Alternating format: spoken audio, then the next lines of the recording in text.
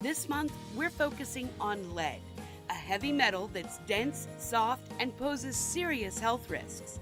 In Cancer Alley, lead exposure from industrial emissions or contaminated soil can significantly increase cancer risks and other health problems. Stay informed and protect your health. For more information, visit risestjames.org. Visit DePaul's new Algiers Health Center at 2801 General de Gaulle Drive to receive primary and preventive care for both adults and children. Services also include behavioral health, imaging, and on-site pharmacy, vision, Medicaid enrollment assistance, and more. For appointments, visit DePaulCommunityHealthCenters.org or call 504-207-3060. NOLA Public Schools' main round enrollment for kindergarten through 12th grade is now open. With 73 schools available through the NOLA Public Schools Common Application Process, or NCAP, finding the right school fit for your family is easier than ever. List up to 12 choices to maximize your chances and apply by January 24th. We're all in, and we hope you are too. Apply today at enrollnolaps.com. That's enrollnolaps.com.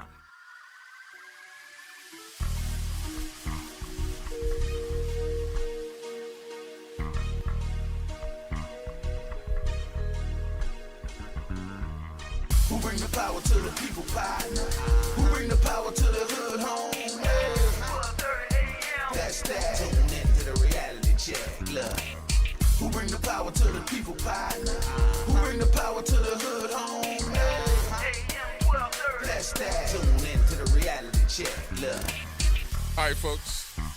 Welcome. It is Friday. Gerard Stevens with you. Everybody like, he there. Yep. A lot of stuff going on today. Had to go out to the golf tournament, and the Black Chamber had their golf tournament this afternoon, and it's going good. A lot of folks out there, so everybody's standing in line. Plus, they got you doing all this stuff with the traffic out there because right around the golf course of Bartholomew, they are redoing the streets, so you got to wait. Hoping everybody is having a great day. Welcome to Friday, because it is the beginning of the weekend. And with that being said, there was big conversation, a huge conversation about, I guess, and I don't want to say, nitpicking, but it seemed like, and I told a lot of folks, and I think you all heard the sheriff when she came on and had some conversation with us about the information that was coming out of the OIG's office. And he wanted to redo a conversation about her and budgeting and all this other stuff. And she came back and said, hey, here we go again. You're talking about something from 2023. We've already had another Mardi Gras since then, and you're still talking about the hotel rooms. We got that straight. And here you go again with another bad report about the same issue that you've already done a report on, right? So in that conversation piece, she also said, after we had this conversation, I just need to say, it sounds like to me that you are nitpicking, being misogynistic. Plus, we got folks that are saying that you're targeting me, and we're going to request that the information that states this comes out. Well, the information has come out. It was actually a complaint that was given to the Ethics Review Board. And we just happen to have the letter. When I first read this, I got to tell you, when I first read this, I said to myself, self, this can't be true. Is it? And then after I read it the second time, I said, I know this can't be true because you need to do the homework. So I started asking some questions and asking some folks who would be in the know. What is disturbing to me about this letter is that he is, when I say he, I'm talking about, well, let me rephrase it then.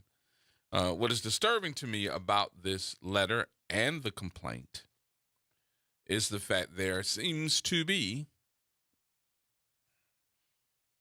folks that have been targeted in this letter.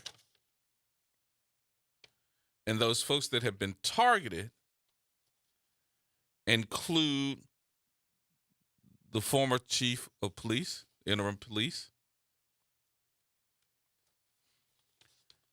the former chief, Sean Ferguson,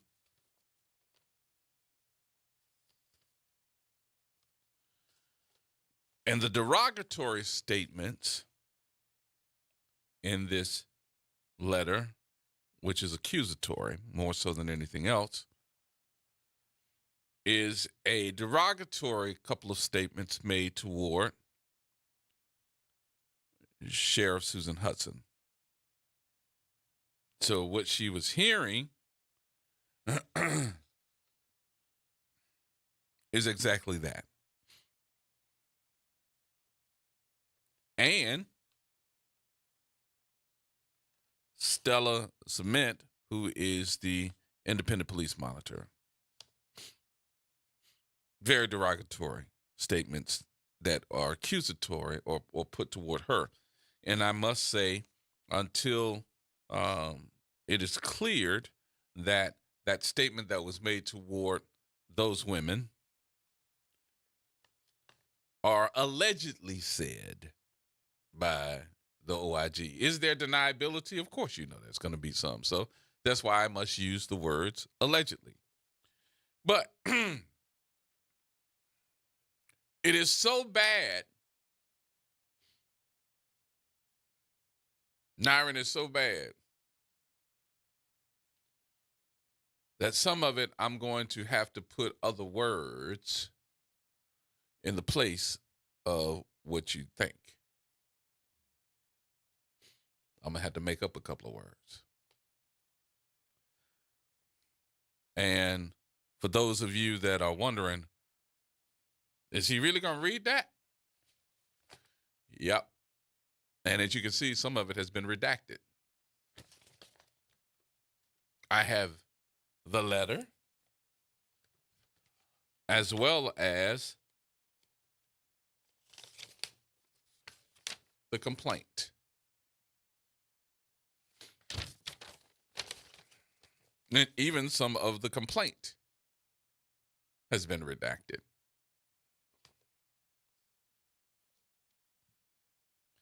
But the parts of this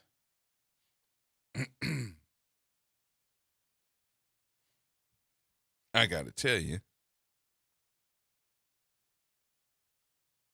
if all of this is going to be proven, I think it is up to you all, the audience, to put the onus of this issue on the Ethics Review Board to make this come out. What did you get from it, Gerard? Of course, I got a lot of words that were said that are not good words to be saying to say you're sitting in that office. I also got the person who wrote this, who's saying that the office is being questioned, the integrity of the person sitting in the seat is being questioned. And the other part of this is somebody got potty mouth. Potty mouth.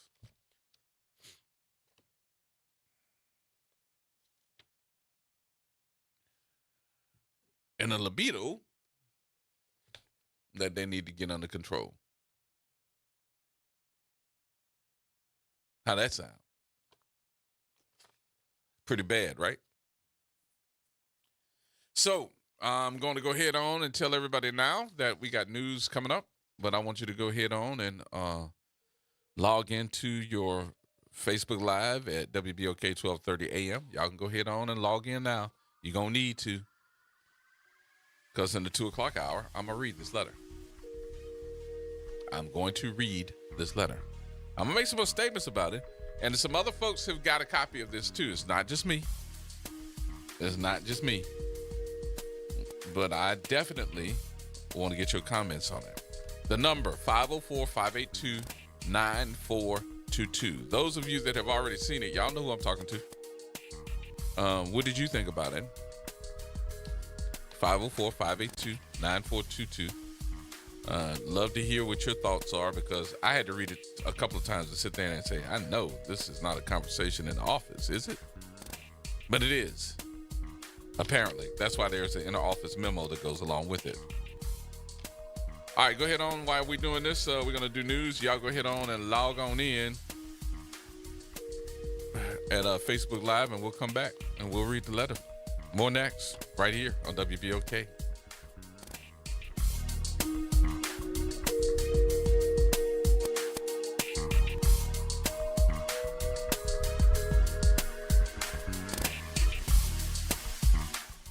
WBOK 1230 AM New Orleans, home of the Reality Check, weekdays 1 to 4 p.m. This news report is brought to you by New Schools for New Orleans.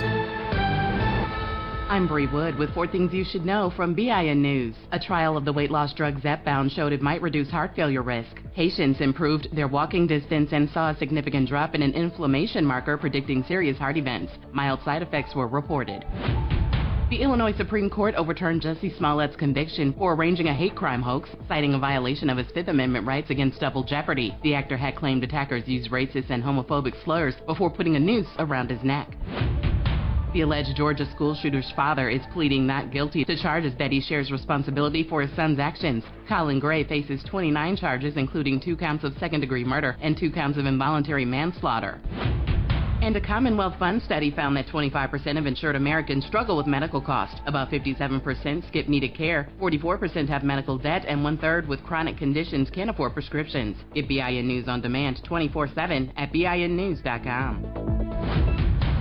New Schools for New Orleans, along with Allstate Sugar Bowl and Entergy New Orleans, would like to send a huge congratulations to our class of 2024 New Orleans Excellence in Teaching Award honorees. This year, we had 90 Teachers of the Year from each public school in New Orleans. Each of them was recognized at our annual gala, where we had over 350 attendees. We're excited to also share that each honoree is receiving a $1,000 classroom grant. Thank you for everything you do, teachers.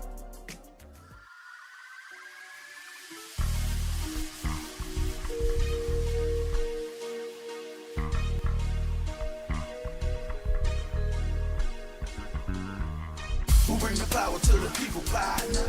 Who bring the power to the hood home? Hey. That's that. Tune into the reality check. Look. Who bring the power to the people, partner? Who bring the power to the hood home? Hey. That's that. Tune into the reality check. Look. All right, folks, welcome back. So let me explain the story so that you'll get a gist of what I am saying and what is being followed up on today. And this is something that we all need to pay attention to. Okay? First things first, I'm going to take you back to a complaint that was stated that, you know, it was there, but nobody has done anything, and nobody said anything because it went to the Ethics Review Board, and nobody has said anything about it. But it was a complaint that went to the Ethics Review Board on the Office of Inspector General, the OIG. Nobody said anything. And then instead of putting in writing, from what we understand, the Ethics Review Board hired a law firm that actually repeated the information but did not put it in writing to the Ethics Review Board, and nothing else has happened, which I've never heard of. And I've never heard of anything like that, that you don't put it in writing. You just go up there and tell them what was said. So the next thing you hear is that there is another report that came out this month from the Inspector General's office regarding the Orleans Parish Sheriff's Office and how they handled the 2023 carnival shifts. The OIG report saying that working off-duty details can help law enforcement officers supplement their incomes and strengthen ties with the community, but off-duty details must be worked in an efficient and uniform manner, ensure safety, and incorporates best practices. And he kept doing this, right? Kept saying it. Now, we're talking about May of 2022 through April 2023. Now, since that time, we've had another Mardi Gras. And Sheriff Susan Hudson has come back and said, here's the deal. This is the first time that we had to go out and we had to go get other folks from other parishes, other law enforcement agencies to handle this issue. And we saved Mardi Gras. Because if we didn't, we were going to have to cut down on the way that we did our Mardi Gras parades. But yet you all are still on this issue. And not only that, I think that you're picking, not saying this verbatim, I think that you're picking with me because we've already discussed this. And there are folks that I have called my own contacts that I see are telling me that you're saying some very derogatory stuff about me in the office.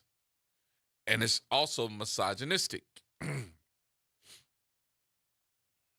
Well, since that time, she said, I'm going to make sure that, somebody says something about the complaints. And we like, what complaints? But the complaints that are coming out on you. And everybody was like, huh? What you talking about there, Sheriff? What you talking about? What you talking about, Willis? So,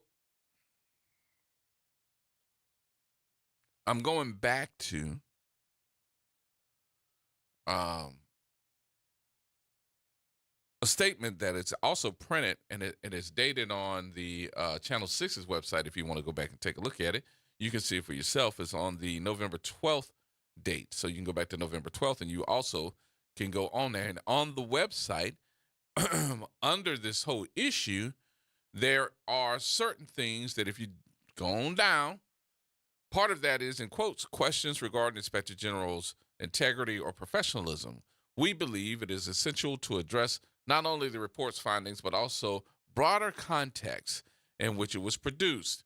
It is apparent the OIG's pursuit of oversight has become overshadowed by a personal and unprofessional agenda by the Inspector General himself. And in quotes here, it says, I have received reports from a confidential source of documented instances in which the Inspector General has made vile, vulgar, and offensive comments about myself and other women leaders in New Orleans in the presence of the OIG staff and other agencies. In quotes here again, it says, since receiving the disheartening news about the IG's misogynistic view of women leadership, I have tried my best to get all information regarding an investigation by the New Orleans Ethics Review Board, but it has been shielded from the public and myself. The IG's comments, as well as the failure to address complaints about them, make it doubtful that any report produced by the OIG's office is based on the integrity and impartiality needed of the OIG's oversight. I encourage all New Orleanians to read these reports with scrutiny, focusing on the language used, to come to your own conclusion on whether these are objective.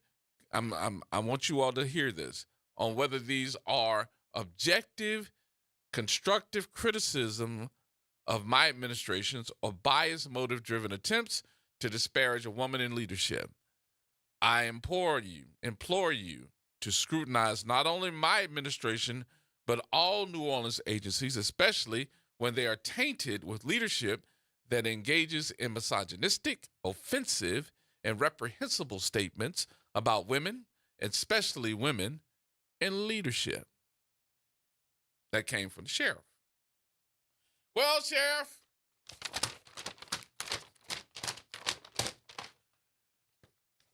evidently somebody heard you. Because since that time, people have been trying to I didn't say get, I said get that information. And somebody got the information because that information was addressed to the City of New Orleans Ethics Review Board, and it has fallen on deaf ears. What you say, Gerard? Y'all ready for this for real? For real. Because I got to tell you,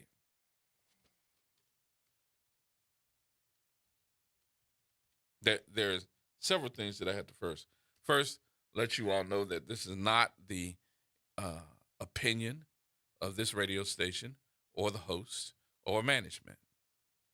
That's the first thing. Second of all, this is some language that might not be suitable for those of you that have sensitive ears or our youth, our minors. So please take this as your first parental advisory. How about that? All right, y'all ready? And a lot of this has been redacted, okay? A lot of the information has been redacted. And I needed to make sure that you all understood that it has been redacted. So, since it has been redacted, I will just say blank or have to put another name in. And I got to tell you, in some instances, I'm going to have to put other words in there because these are some vulgar words. Here we go.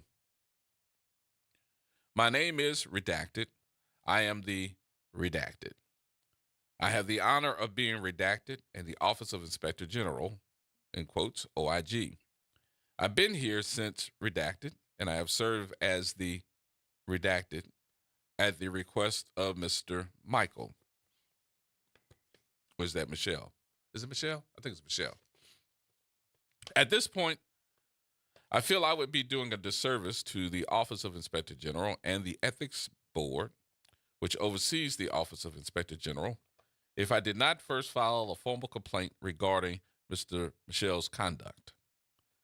I have several issues with this conduct, and in 3 instances, I'm aware of him using the resources of the Office of Inspector General to target individuals holding public office. I'm aware that the former director of Orleans Parish Communication District, OPCD, Tyrell Morris, sent a letter to the Ethics Review Board complaining about an audit completed by our office concerning OPCD. Shortly afterwards, Mr. Morris was involved in a vehicle accident, and Mr. Michel insisted that the Office of Inspector General investigate the circumstances of this accident, and often complained about the letter that Mr. Morris had sent to the Ethics Board. The impetus for Mr. Michel insisting that the investigation division investigate the vehicle accident was not only the vehicle accident itself, but the fact that Mr. Morris had filed a complaint with the board regarding an audit. Mr. Michel insisted on receiving daily briefings on the progress of this investigation.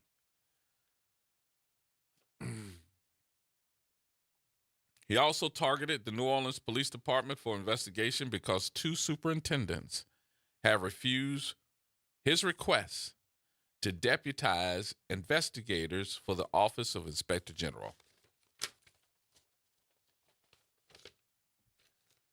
He also targeted the investigation, the head of the Office of Independent Police Monitor, Stella Cement, because he felt threatened by her request to the City Council for more investigative powers. In particular, he has made disparaging remarks about her laugh, her twirling of her hair, batting her eyelashes, and the size of her ass.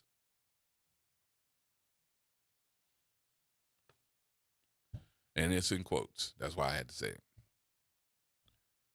Others were present when he made these remarks. Submit is also part of an investigation we're conducting, and Mr. Michelle has insisted that we find fault with her actions. He is also targeting for investigation Sheriff Susan Hudson. The office is currently conducting an investigation into the Orleans Parish Sheriff's Office concerning rooms reserved at the Omni Hotel by OPSO during Mardi Gras.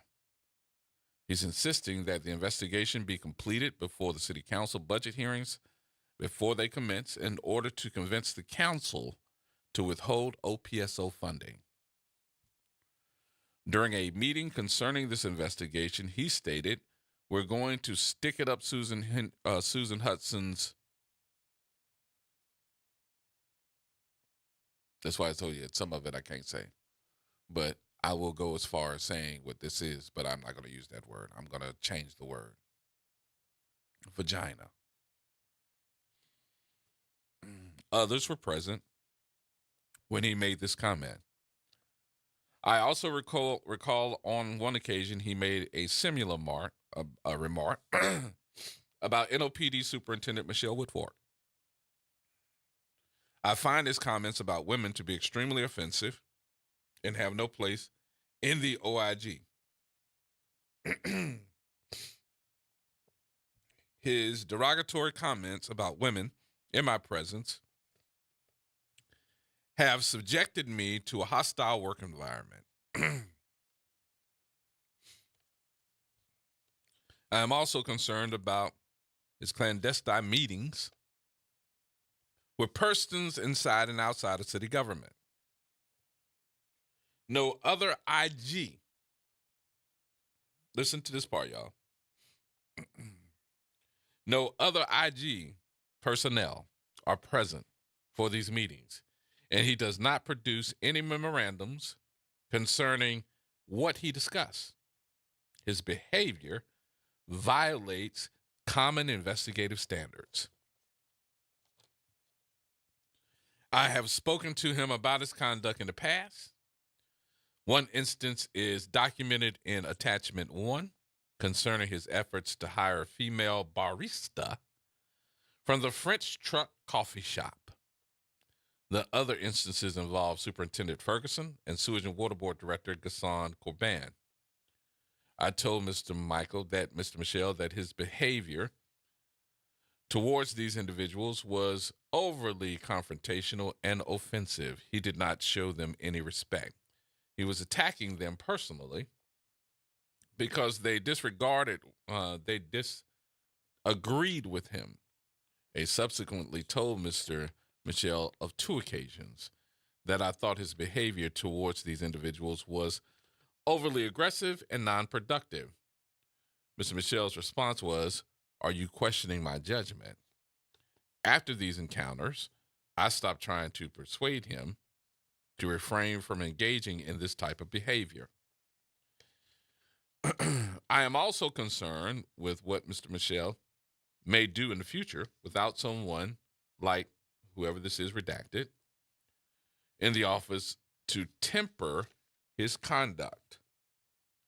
I feel that if the board doesn't address his conduct, it's only a matter of time before Mr. Michelle does something so egregious that it will forever damage the City of New Orleans Office of Inspector General, the board that oversees it, and the City of New Orleans itself.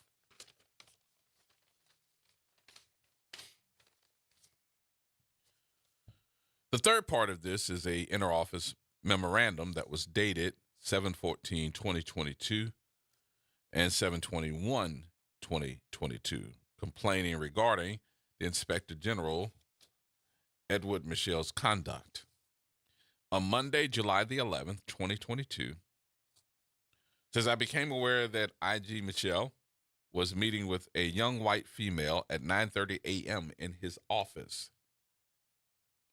I was not aware of what the purpose of the meeting was. Subsequent to the meeting, interim redacted came to me and complained that she thought it was improper for the IG to meet behind closed doors with a young female by himself, and noted that the young female's attire was inappropriate for an office setting because that she was dressed in a spaghetti strap type skirt, or shirt, that is, I'm sorry. Later that morning, IG employees, redacted, came to me to complain that the IG had asked them to meet with the young female concerning job opportunities with the IG, Michelle. They complained that this woman told them that she had come to meet with IG Michelle because the IG was harassing her into applying for a job with his office. In particular, she is currently employed as a barista at the French Truck Coffee Shop, and the IG is a frequent customer. According to her, IG Michelle has been harassing her into applying for a job, and she agreed to come over in a moment of weakness. They reviewed her resume and noted that her work experience consists of nothing more than working in a bridal shop and at the French Truck. They also recall that she told them that she was a beauty pageant contestant. Both employees state that she is unfit for any job that they were aware of in the Office of Inspector General. They added that they think that it is improper for the IG Michelle, a frequent customer, to be asking a barista at the French Truck Coffee Shop to apply for jobs at the OIG's office. On Monday, July the 18th, 2022, Redacted met with IG Michelle regarding various investigative and administrative matters. During this meeting, I brought up the subject of the IG meeting on July the 11th, 2022, with a young female concerning job opportunities with the IG. I did not excuse him or accuse him of engaging in any improper behavior. Instead, I expressed my concerns as to how this meeting alone in his office took place with a young female seeking a job with the OIG that could be perceived as improper. I suggested that he should not only not meet with a job applicant that had officially applied for a position with the OIG and had been certified, that has to be certified by the Civil Service Commission as a qualified person for the position that they sought. The young female in question had not officially applied for a position with the OIG's office through the CSC process. IG Michelle replied that he had asked IG employees, redacted, to meet with her. He added that the young female in question was a college graduate and had a master's degree. He contends that he is actively searching for persons to apply for positions with the OIG. He had not made any comments as to whether or not he had met with the young female in his office prior to asking Redacted to meet with the young female. What y'all think? We're going to take our break, and I'm opening up the telephone lines, 504-582-9422.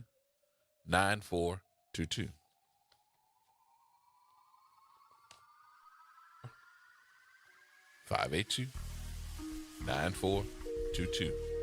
What you think?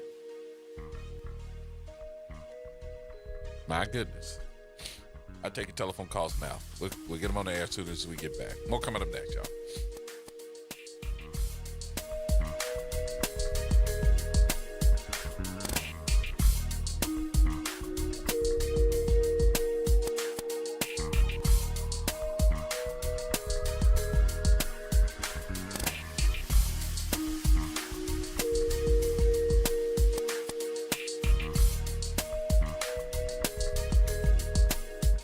Find us online. Did you know that you can now listen to your favorite show whenever you want? How? Just go to www.wbok1230.com. Click on the Talk tab and select your favorite show. There you'll see your favorite host and the show from each day. And be sure to follow us on Facebook at WBOK 1230 AM, Instagram at WBOK.1230, and TikTok at WBOK 1230 AM. Tired of the impersonal, one-size-fit-all style of banking? You deserve a bank that delivers exceptional service and personalized attention to your needs. That's the Home Bank Standard. Since 1908, Home Bank has been a trusted financial partner for businesses and families because we go the extra mile to help you reach your goals. See for yourself why Home Bank is good for business, good for life. Stop by any New Orleans area location or find out more at home24bank.com.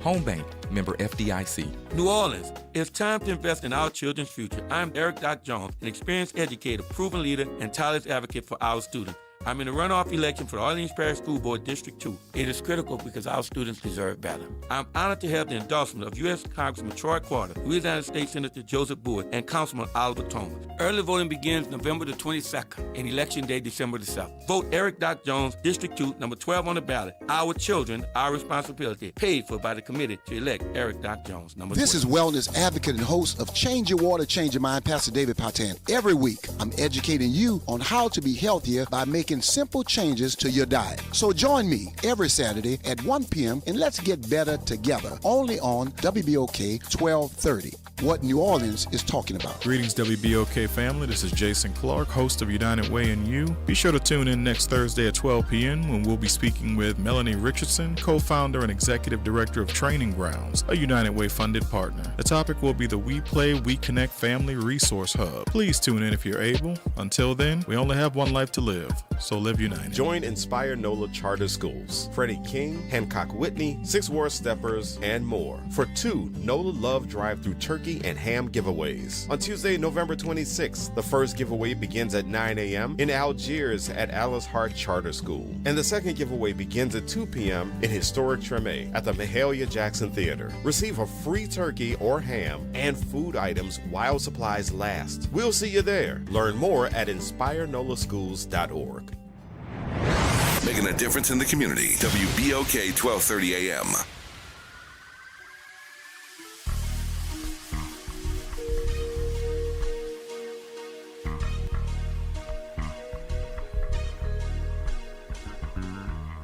Who bring the power to the people pie? Who bring the power to the hood home? Hey.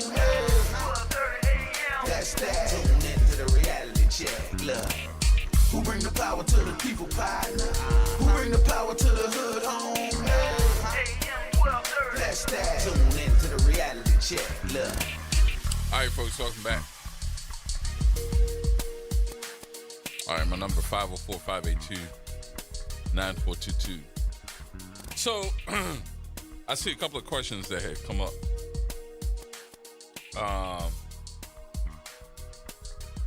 About this letter. A lot of it had been redacted as far as, who this is, and didn't want that part to come out. But let me answer a couple of questions, because one of the questions came out and said, is the OIG elected? No, he is not. He is appointed. And the Ethics Review Board votes on whoever that person is going to be. There are several parts of this which I'm going to probably give the rally to. What you mean the rally? No, I ain't talking about the food industry rallies. I'm telling you that the parts of this that should show and make everybody a little bit nervous. It's saying that the parts about him having these meetings, these clandestine meetings in his office with no other person there to witness it, and these meetings are being held in the office with folks that may be political in nature. Who are these folks coming to your office to have these meetings? Are they political folks that are in office? It states here, I am also concerned about Mr. Michel's clandestine meetings with persons inside and outside of city government. Wait a minute. What folks are you having meetings with that are in city government? Because I'll never forget when we first started looking at some of these meetings or some of these appointments in the OIG's office. Y'all really acted an ass about who you wanted to be the OIG when you first started. And then every time that something came up, they came up with some of the city council persons. Y'all remember this?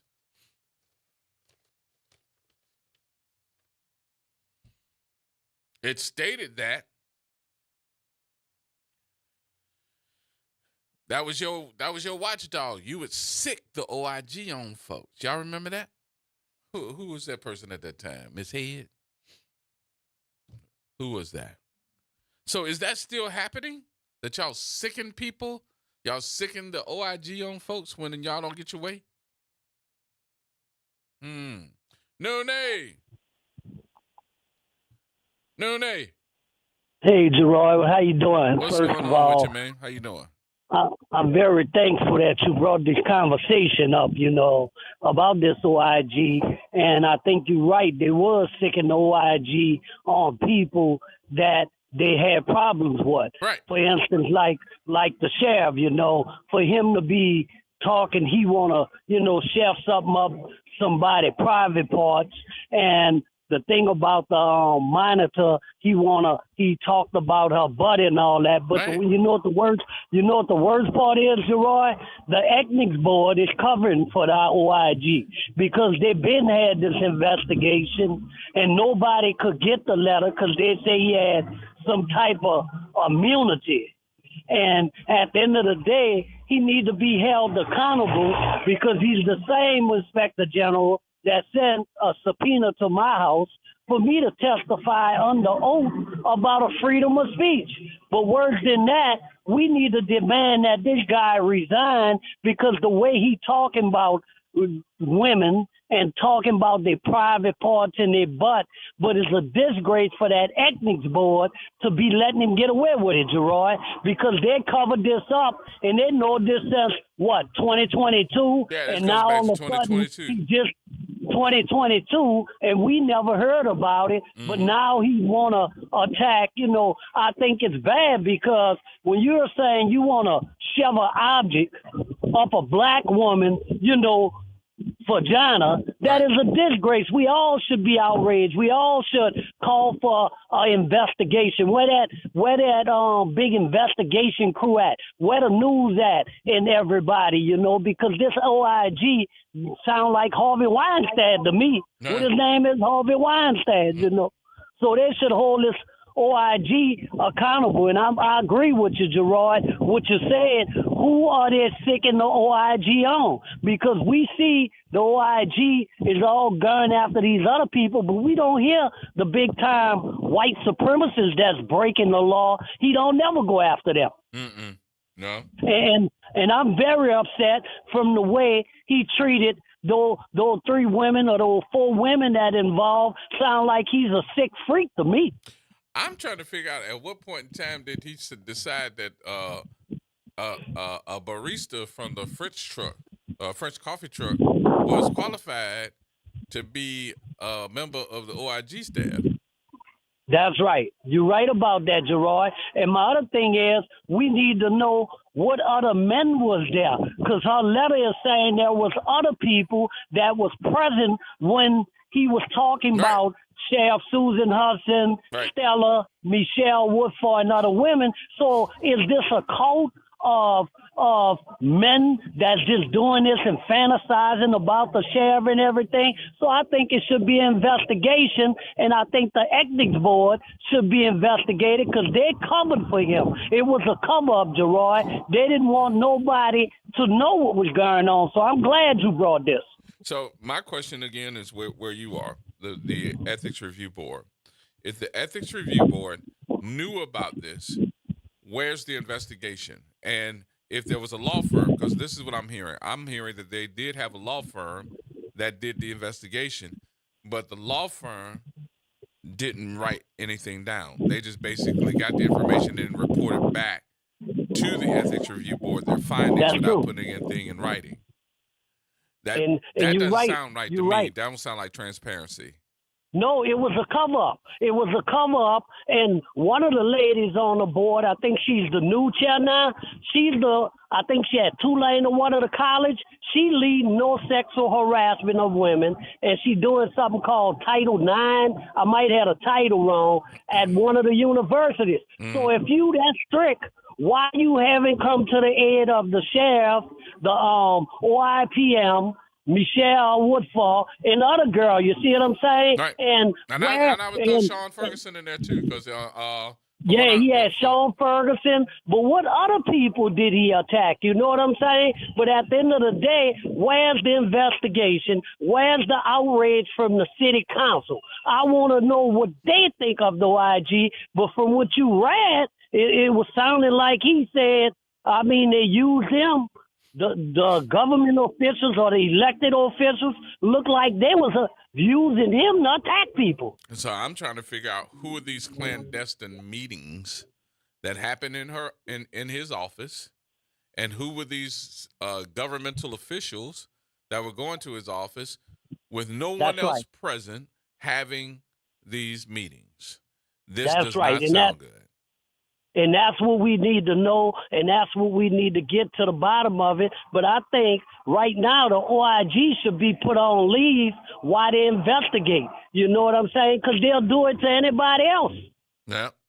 And then, it was interesting to me because I was like, wait a minute, when the investigation supposedly came out, or the report was released about Mardi Gras 2022, not 2023, 2022 again, about those hotel rooms. And I was like, wait a minute. We've already been through another Mardi Gras. We already went through this. Why are you redoing it again? And then when he redid it again, and I think that Sheriff Hudson had enough. And since she had enough, did. That's when she started saying, I've been hearing certain things that are coming back to me. So that made everybody go, let's get a copy of that letter. That's right. And people still don't have a copy, but I got my copy, and I'm willing to meet anybody and give it to them, because it's a disturbing letter, but what the person is saying in the letter adds up now. That's why they came back from 2022 with the Mardi Gras. Mm-hmm. So now some government official, according to this letter, was told them to jump on the sheriff. You see what I'm saying? Yeah, and it's election time getting ready to come up. That's right. So they told them to jump, but who else they about to attack? Because if they're having private meetings, that means they're coming at a lot of people. So who are these folks that they're meeting with? I'd like to know who these meetings were with. And this letter was written saying that they were not appropriate meetings. Why are you meeting with a government official by yourself in your office, no one else there, and we don't know what these meetings are? That's right. And who was these other government officials? Let's say President, why he was saying he want to share this half the money on the butt and everything. So we need to know all that, and then we need to know, the law firm needs to answer why they didn't investigate it, because I'm pretty sure they got paid to investigate him. They investigated it. And they didn't find nothing to get a public report. Something wrong with that. So the question that I have is, at what point in time in any governmental conversation that, and Lord help you if we paying for it with tax dollars, your money and my money. So they hired a law firm to investigate. And instead of writing any of this information down and making a written report, the law firm met with the Ethics Review Board and gave them a verbal information. That's right. But I'm like, wait a minute. This is supposed to be transparency, isn't it? That's why I hate that word, because the folks and accountability. The folks that seem to use the word transparent the most are the ones that are the least transparent. And I agree with you, Gerard. So I don't want to take all your time, but I'm trying to investigate too. So did you talk to him? Well, I probably have to ask you that later. But go ahead, ask me. Did you talk to anybody? Because I started calling folks. I'm calling people too, and they got some news people interested in the letter. They got some other people, and I'm willing to go wherever they got to go, because it's very disrespectful what he did, and I'm gonna keep on calling. And I didn't ask a couple of folks. Not only that, I even called the former superintendent. I asked her. I said, at what point in time were you targeted? She's like, what? I said, yeah, you were targeted. You're in this letter as well. That's true. And that's true. You ain't lying. Part of this, and this is what I found out, was the fact that she ended up telling their folks, the OIG, that she was not going to, and she stood by this. She to this day she stands by this. She said that I could not give them a NOPD commission and deputize them. I couldn't do it. And she said, I go by the book. I'm not going to do it. Yeah, and so and what he do, Gerard, he used the law, because another guy he brought in there under oath, and they try to make him say something. See, what my thing was, if you want me to go pull the records for you, I'll bring it to you. He made me testify under oath and tried to make me lie on a certain city council person. What? Yes, that's how vindictive he is. And I wouldn't submit to it. So then he tried to pose as an FBI agent, and I don't want to name the police. He tried to get the police to arrest me. Wow. And the police told him, what I'm arresting the man on? Because the man told you he didn't know nothing. You can look it up. It's all in the record. But that's how vindictive this OIG. But I bet you, and it's just me, Gerard, I bet you, if that was a black guy, and he said that about Miley Cyrus, I'm just using that, or Karen, that ethics board and all them would indict him. We'd have known everything about him. So why are they not doing this OIG nothing? He says he's above the law. I think he's using abuse of power. So they should deal with him, Gerard. So I know you probably got other callers, but I'll be in touch with you. Well, I got to tell you this part about Stella. Who is the IPM now, Independent Police Monitor. The disparaging remarks, I'm going back to where it says the disparaging remarks, talking about her laugh, her twirling of her hair. That's right. Batting her eyelashes. That's right. And the size of her, in quotes here, it doesn't say her butt, a booty. I know what it says. Her ass. It rhymes with gas, ass. And I'm trying to figure out at what point in time and who was he making these comments to? Well, they said from the letter, they said it was a group of people in his presence. And when you read the letter, the person saying like it was a group of men, and they didn't identify him. And I'm trying to figure out, was this in the office? That's what it sounded like to me. It was in the office, and it was a group of men he was in there with, maybe those government officials or whoever those city officials is, that all of them got together to attack certain people and sick them on. That's who he made it around, I'm even got a lead on the person that wrote the letter. So I'm going to try to meet with that person. And if I can get that person to talk, who I'm calling, Gerard. I need you to meet me somewhere just to come so we can get to the nitty gritty. Yeah, I think that, and now this is my personal opinion.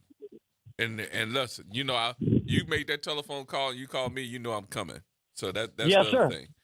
But I think that everybody that's under the sound of our voice needs to call every council person. Need to call that's the right. council person, your council person, the at-large council people, and say that this is unacceptable. And we see now how this person, which is the OIG, has been weaponized against folks. That's right. Because there's several things that I see, and you can help me out with this one. First of all, it ain't just women; it's blacks. That's right. Everybody that seems to be doing something here. If you white, it seems you right. But if you black, that's right. I'm gonna send this man after you to come after. He's coming after the black sheriff. He went after the black That's right. superintendent interim, and he That's went after right. the former superintendent, Sean Ferguson. For what? That's right. That's right.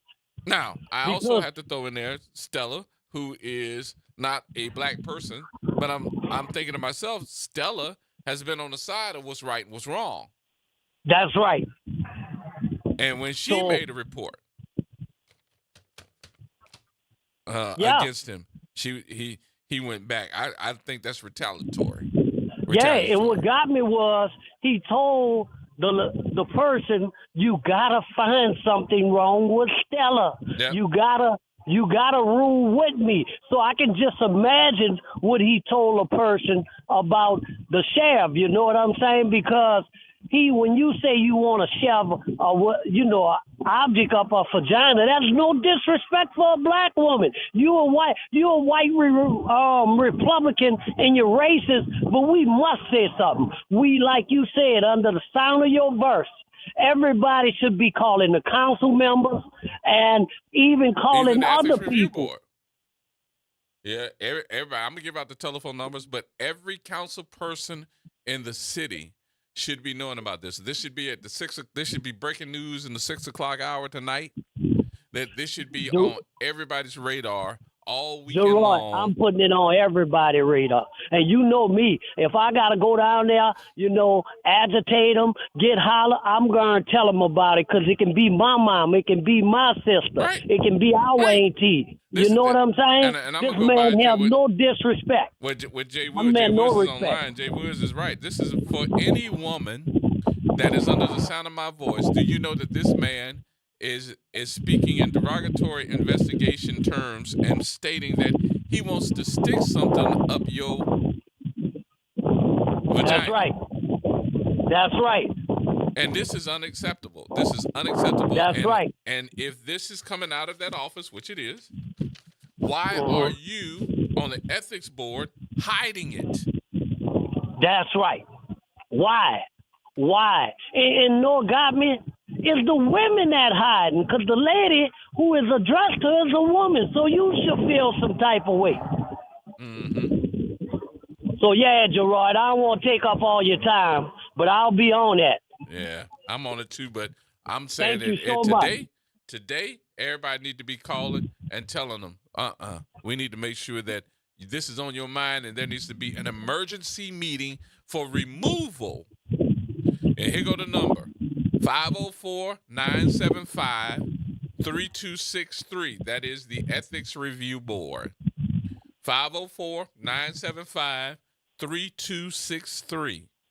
They That's close right. at 5 p.m. There needs to be an emergency meeting of the Ethics Review Board to put on halt the man that has this power, and the interim needs to be put in place. And did this happen? And there needs to be a public meeting. That's right. I agree, Gerard. Immediately. Immediately. So thank you, Gerard, for what you do. You got it. You got that. I'm going to reach out for you. Let me know what you got. All right. Okay, bro. All right. All right. All right. All right. 504-582-9422 is my number. Man, I'm sorry. I'm telling you that. Well, I can't say that. If this ain't shocking enough to you and you don't care. All right, wait a minute. He said, what? This is shocking.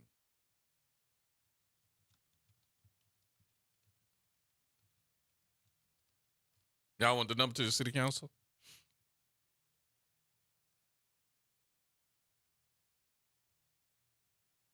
I give you the contact information. Because this is shocking. And everyone should be appalled that the leader of the watchdog group that's supposed to be taking care of your money, the one that's supposed to be telling you that this is wrong, this is wrong, this is wrong, and he's having clandestine meetings with government officials in his office with nobody else there? Hello? Who are these officials? I want to know who the officials are. Ooh, we just scared the crap out of somebody because they like, don't Don't you tell him I came by to your office. Yeah, we want to know what you meeting with the OIG by yourself for. You know that's not true. Well, that ain't true. Yes, it is. It's in writing. Whoever wrote this wrote it and put it in writing.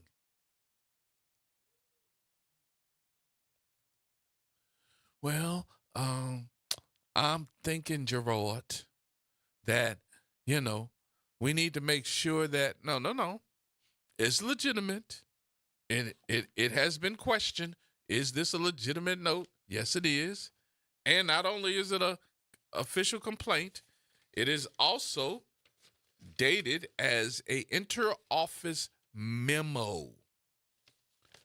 An inter-office memorandum. Memo to file.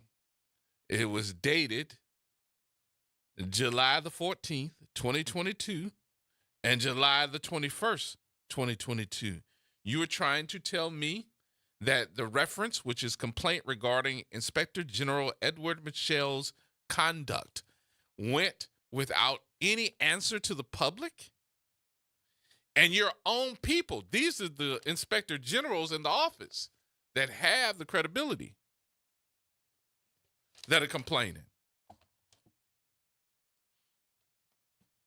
This ain't just no woody poo somebody.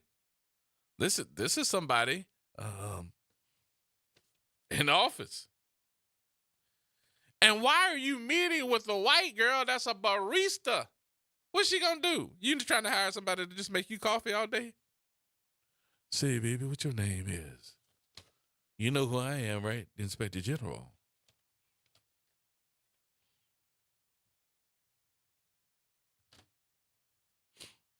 You're trying to tell me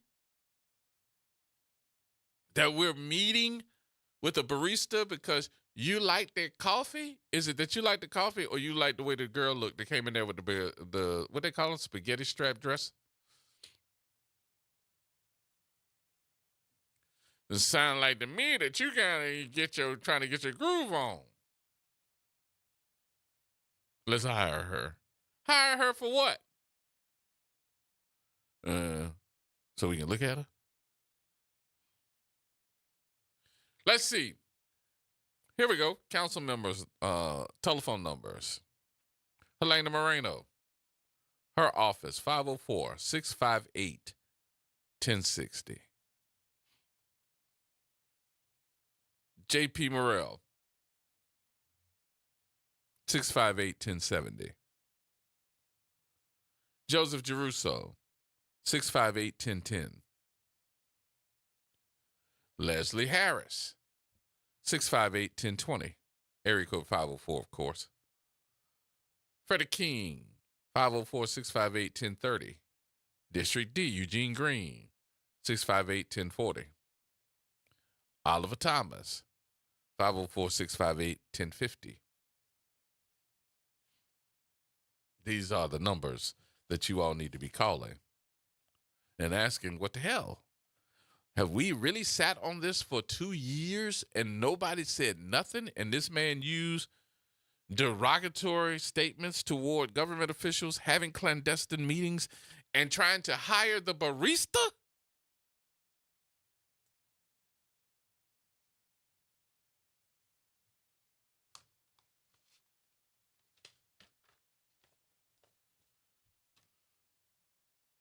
Maybe it's me. We need to take the break. We'll take the break first. We'll come back. Cedric, hold on, man. I'm coming back. 504-658. I'm sorry. 504-582-9422 is my number. More coming up.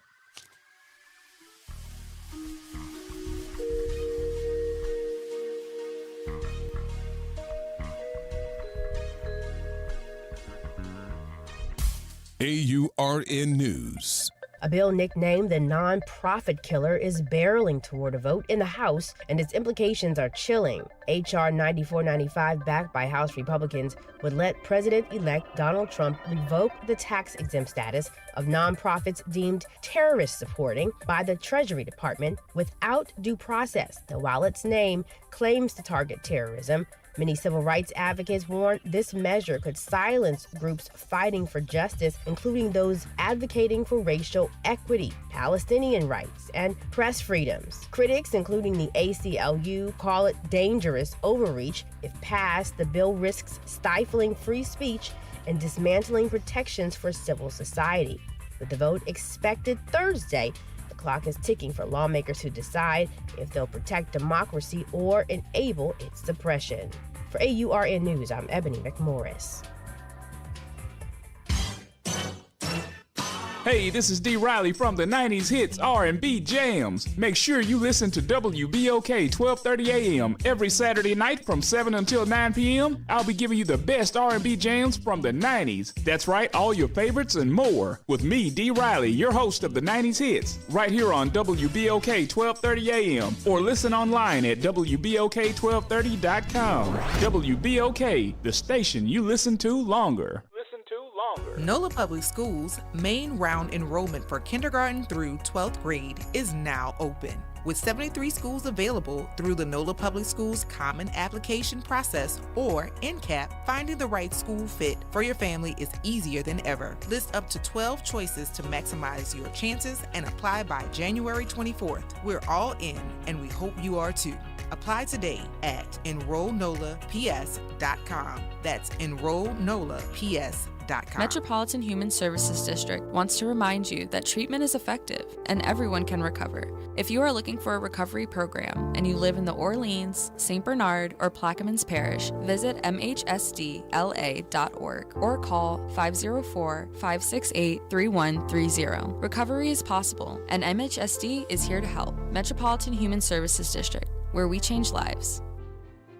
The National World War II Museum, located in the Warehouse District of New Orleans. The National World War II Museum tells the story of America's experience in the war that changed the world, why it was fought, how it was won, and what it means today. Visit them online at www.nationalww2museum.org for time tickets and safety information.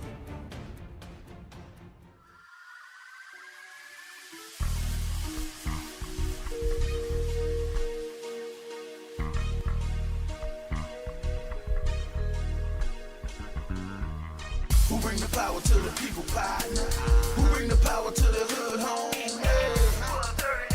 That's that. Tune into the reality check. Look. Who bring the power to the people, partner? Who bring the power to the hood home? Hey. That's that. Tune into the reality check. Look. All right, coming back in just about 5 minutes. We got news at the top of the hour. Cedric, thanks for calling, buddy. How you doing?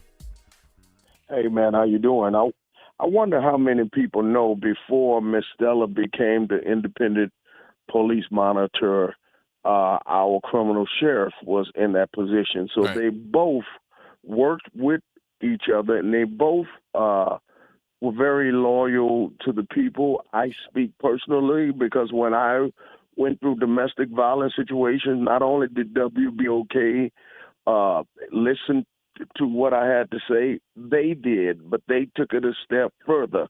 And for a year of me going to court, that office went to court with me, and Miss Hudson came once or twice, and Miss Stella came about 5 or 6 times.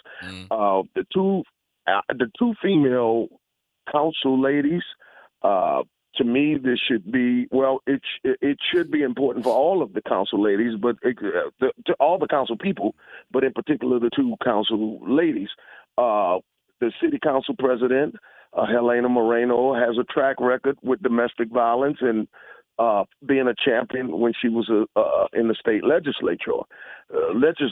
Now, for this man to be in an official position, holding an official position, making references like this, all females and all men should be appalled. And I will start, if not today, Monday, with my emails to all these city council persons, because he ought not be in office. If you can get mad at Vappy for having wine while he was allegedly still on duty, then what this man is doing is 10 times worse. And I want to know what meetings were happening in the office with government officials. You're not supposed to be having meetings in your office by yourself with government officials. This is very newsworthy. Right. You know what I mean? And hopefully someone will take this up. They will take it up once we buzz it on our social media pages. WBOK, Gerard, you are the reason why a lot of stories hit the news media. People take it, put this on your social media pages. Create the buzz. Make this the trending topic. Why has he not been investigated? Why has he not stepped down? Why is he not being disciplined, as Noonan Man said? And think about something. That's what's happening right now in Jefferson Parish. They're saying that, and look, and this is just a message of impropriety. They don't even know yet, but they're just saying that the Inspector General has a working relationship with one of the council people, and they didn't call for an investigation immediately. Yeah, you know what? Oftentimes our city council, forgive me, is a day late and $1 short. $2. So hopefully they will. Hopefully they will step it up. And if I offended anyone, then you know what? While you're investigating me, investigating this gentleman who should be for being disrespectful to our current criminal sheriff as well as our current independent police monitor, who are both, and I know her name is stellar leaders. Yeah. Exactly. Man, you have a good weekend. You too, boss. This is sad, man. Yeah, pretty much. So we got a Trump right here in the city of New Orleans. See, there you go. And I said it. Yeah, I hear you. Cedric Roy. Have a good weekend. Take it easy, boss. All right, y'all. Coming up, we got news. We'll come back and take some more of your telephone calls and get in this. We'll go back over it because everybody's talking about what letter. Yeah, we got it. Yeah. We'll talk about it in just a bit again, y'all. We got news at the top of the hour, and we'll come back, take some more of your telephone calls. Write the number down, 504-582-9422. 504-582-9422. There's more coming up.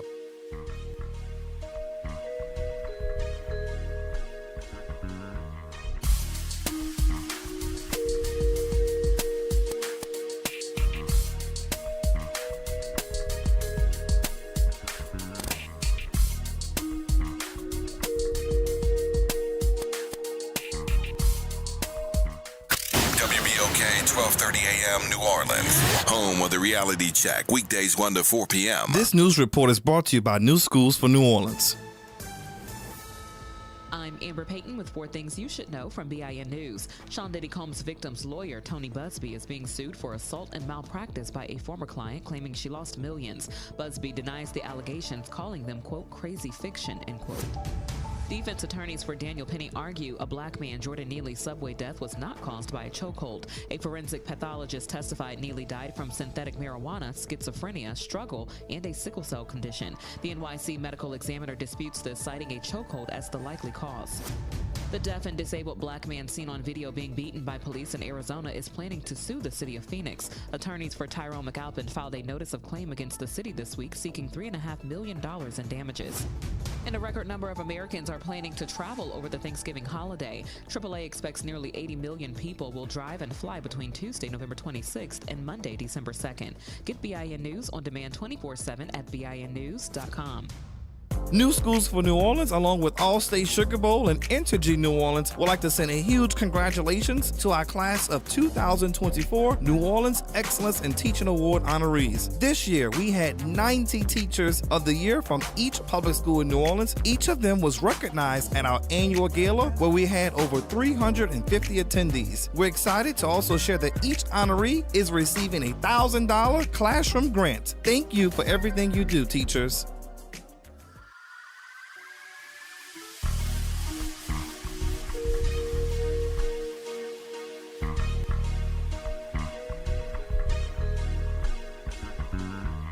Who bring the power to the people, partner? Who bring the power to the hood, home? That's that. Tune into the reality check, look. Who bring the power to the people, partner? Who bring the power to the hood, home? That's that. Tune into the reality check, look. All right, folks. Right back at you. That's what we do. This letter, I think, is very damaging. I think the inter-office memo is very damaging. And I'm going to go back to my comments. And listen, I don't speak for everyone here, and this is nothing to do with the radio station. This has everything to do with what I think about. Here's the Ethics Review Board number, 504-975-3263. 504-975-3263. I have questions. At what point in time did those folks on the OIG, Ethics Review Board, not think that this was deserving of checking into, making a public forum, removing somebody if it was at all necessary, and not have the, I guess, the onus of them to look like they are covering something up? People don't trust government as it is. People don't trust issues as it is.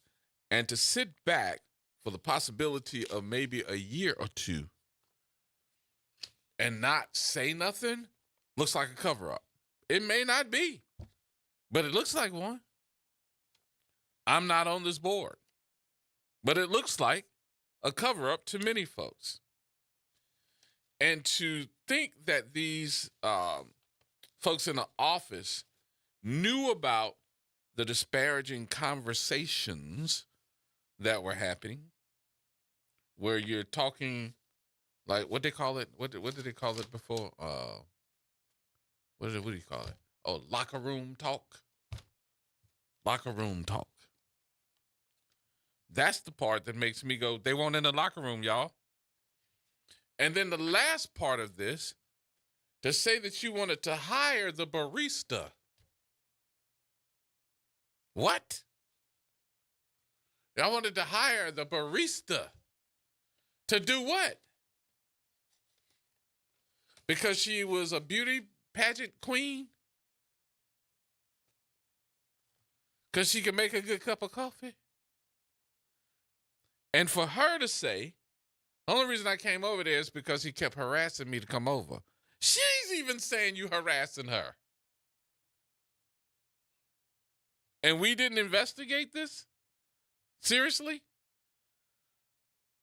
And this man is making decisions about your quality of life, my quality of life, going into and investigating other officials? Come on, y'all. Where is your... I know you didn't know. I know you didn't know. All right. Jackie. Hello. Hello. Hello. Hello. How are you? Hello. Okay. Sorry. Let me turn off you on the Yeah, computer we're on 'cause delay. it's not, That's all right. Yeah, the Inspector General, I had reached out to him recently as well. I have a case that is similar to Dr. Jamie Johnson's. And throughout this, I found thousands of cases like this of, child, sexual abuse and whatnot. Mm-hmm. And I had actually posted the phone call online because I was so just thrown back on how rude he was. Because before I called, I went over in detail, that this was what their authorities was. And it said that they, investigate public corruption and fraud, which is what is happening to our children and in our cases. And it was the most unprofessional conversation, and he was very belittling, and he didn't care that I have not seen that my children are reported as missing from the National Center for Missing and Exploited Children. Mm-hmm. He didn't care at all. He is disturbing the thought that, it makes perfect sense as to why we don't get intervention if that's our go-to person for if there's, public corruption and fraud. It's not our fault that these people are acting in a corrupt manner. Yeah. Yeah. The only part that really gets to me is the fact that these folks are operating on their income, the number of people that got working in those offices. That's not including the bricks and mortar. That's not including that you got to have power. You got to have all these different things, and you got to have a budget. And the budget for the OIG's office is over, I think, somewhere between $7 to $15 million a year. And this is your money. This is the taxpayers' money, and you're not doing the work of the taxpayers. And that's what I've been urging people to understand. It's like, you know, when it comes to the children, it's really a big elephant in the room, which is a shame. But if you don't want to hear our stories about the children, everybody needs to understand that all of this is being paid for by them. So when they want to complain about the prices of groceries or the cost of living, that's where as we have to take action as Americans, and that's by calling it out and taking action against corruption, because this is what we're paying for. Mm-hmm. None of these offices are operating in a normal capacity, in a lawful capacity at all. I can remember when the Office of Inspector General first came about in New Orleans. I mean, and they were fighting for some of the other stuff, and actually, one of the first of Inspector Generals that ended up was Ed Quatrevo. Ed Quatrevo, and now this is me saying this because I can probably prove it if I have to. They put him in the office, and everybody wanted him to be office, but he wasn't even certified as an Inspector General. I'm like, wait a minute, how are we going to put this man in here and he's not certified? So he had to actually get hired, leave, and go take the test for Inspector General to come back. And I'm like, when we had qualified folks that wanted the job and he wasn't even qualified. So that just let me know that what they were going to use the Inspector General's office for, and that was to be a watchdog over the folks that would make noise. They didn't want those folks that were going to make noise. And of course, those are the things that made me go, wait a minute, when this letter said you're having these meetings with elected officials and nobody else is going in those meetings to say, this is what we're talking about, those clandestine meetings. I'm saying to myself, wait a minute, that's against ethics in itself.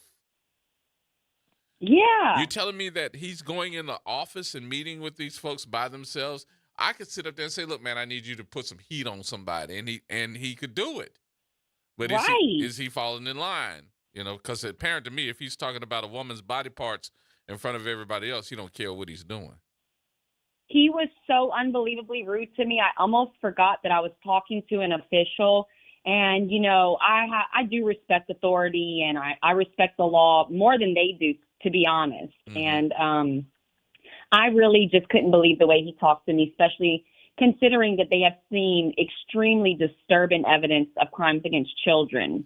And that can't be disputed. And again, it's a lot of children. And I have that recorded call to the Attorney General's office saying they know that there's a lot of children in me and Jamie's children's situation. That's not acceptable. That is not acceptable. It's never going to be acceptable.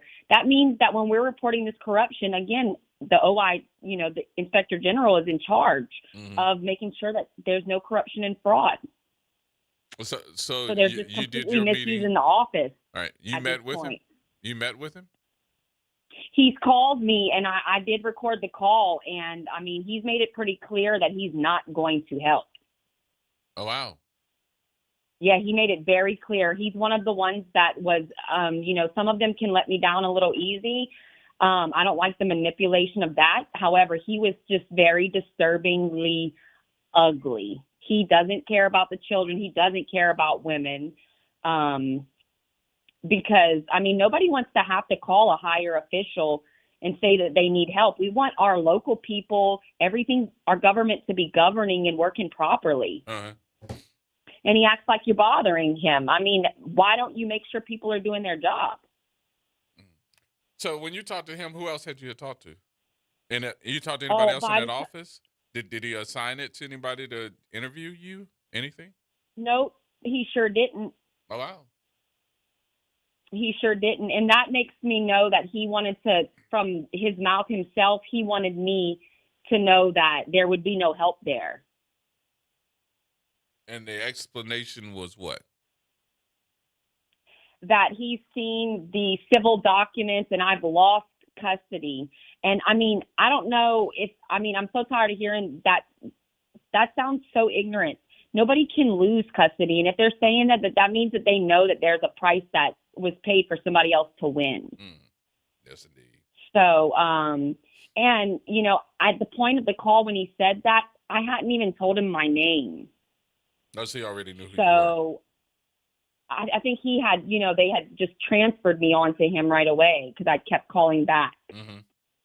And they know which ones of us won't be quiet about the abuse and what they're doing. So they feel that sometimes they can, at the beginning, they can manipulate us and act like they're going to, look into things. But then eventually, if you don't stop asking them, they get really ugly. Yeah. Well, that's what we do best. Make sure that people get the word out. So that's why we do it. That's right. Absolutely. Everybody has to take action and demand that we don't want to pay for this stuff anymore. They need to do their job. Basically, I say they're living off the government. Yep. Because they're not doing their job by their lawful duties and authorities. So they're getting paid and they're living off the government. And Jackie, they said that we on welfare. That's what I'm saying. So it's like, it seems like y'all are the ones actually living off the government. Oh, Lord Jesus. Have mercy. Lord, fix it. Let's make Louisiana great again. There you go. Thank you, my dear. Appreciate y'all have the a good one. You have a good weekend, all right? Absolutely. Bye-bye. Y'all too. Lord have mercy. We about to make Louisiana great again. We living off of welfare.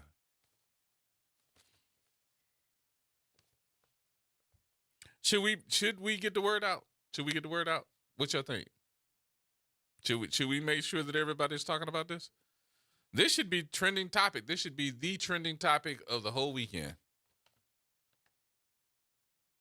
Because I really don't think that no one was expecting this letter to be revealed. And then some of those folks that we mentioned in the letter are not even aware. Because I can tell you that in this, it also speaks about former superintendent of the NOPD, Superintendent Sean Ferguson. And we can go in here and tell the Sewage and Water Board Director, Ghassan Corban. His name is in there too. Former Superintendent, Interim Superintendent Michelle Woodford, you're in here. And so is Sheriff Susan Hudson. But the derogatory statements that were made toward Sheriff Hudson and the independent police monitor, Stella Cement, is damaging.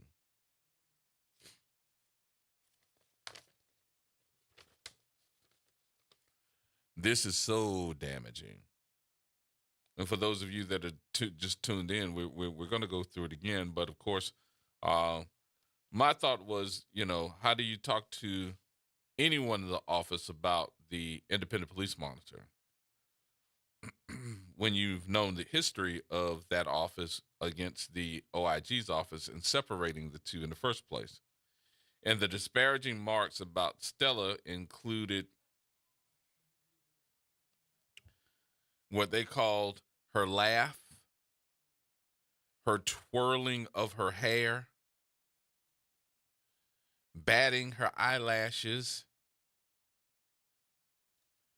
and then in quotes here, it says, the size of her ass.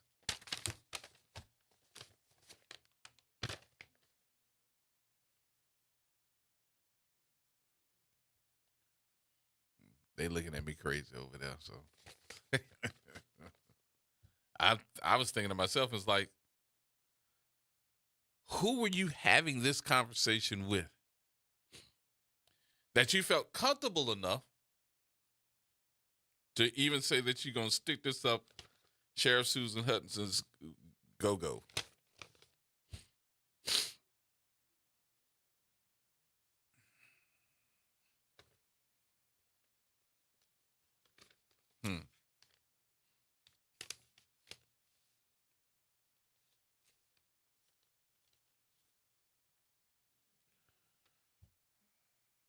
And you go after her because the city council budget hearings were coming up. So, here's my conspiracy theory. This is the conspiracy theory. Y'all know I'm the president of the conspiracy theory, folks. I am the president, and I've held that position for the last couple of years. So the remarks that were made, one thing. But who are these government officials that you allow to come in your office, that you're sitting down having a conversation with? What y'all talking about? When the other folks in your office are coming in there and saying, hey, we look bad with you doing that. You need to stop having this conversation. These are the people in your office saying that. If they're saying it and they're looking out for the office and then telling you, hey, look, you know, you're going to damage the office, you're going and even then damage the Ethics Review Board, and you're going to damage the city of New Orleans. I think that we're already there because so many folks are saying that these investigations that you're pulling off may be motivated by other folks that are in city government. And I'll never forget when they used to say that, you know, the former council person used you as her watchdog to go after everybody. Like, what? Yeah. You used to go after everybody, and everybody be like, oh, Lord, here she go. You go after her, she go after you. And she'd be the first one to say, I'm going to send the OIG after you.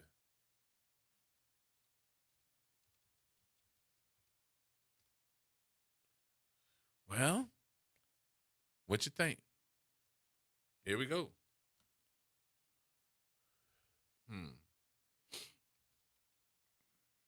All right, so somebody's asking me for the number to the Office of Inspector General.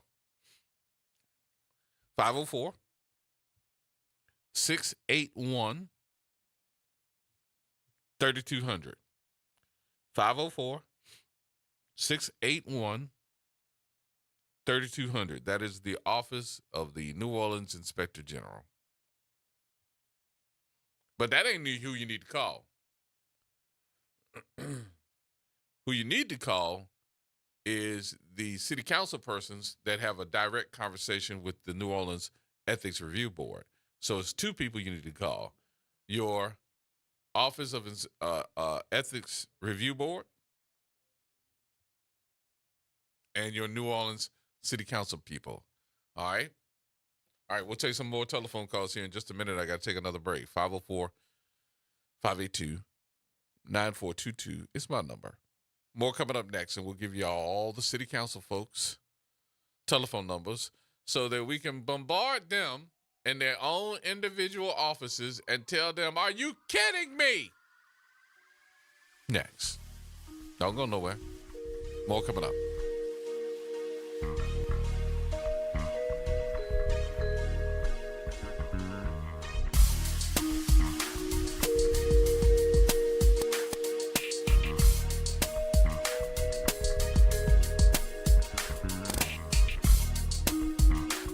Trying to grow your business or increase traffic to your location? We can help. WBOK 1230 AM has a number of solutions that will meet your individual needs. Give one of our consultants a call today at 504-582-9420 or email us at info@wbok1230.com. And remember, an investment with WBOK is an investment in our community. Call today. New Orleans, it's time to invest in our children's future. I'm Eric Doc Jones, an experienced educator, proven leader, and tireless advocate for our students. I'm in the runoff election for the Orleans Parish School Board District 2. It is critical because our students deserve better. I'm honored to have the endorsement of U.S. Congressman Troy Carter, Louisiana State Senator Joseph Boyd, and Councilman Oliver Thomas. Early voting begins November the 22nd and Election Day December the 7th. Vote Eric Doc Jones, District 2, number 12 on the ballot. Our children, our responsibility. Paid for by the committee to elect Eric Doc Jones, number 12. Delgado Community College offers programs in business, technology, health sciences, and the arts with over 100 career career-focused degrees and certificates that are affordable, flexible, and transferable, we can give you the knowledge and skills to succeed. Delgado is a great fit if you're starting your post-high school education, or we can help you advance or change your career. Take a step toward being unstoppable at Delgado Community College. Visit dcc.edu to learn more today.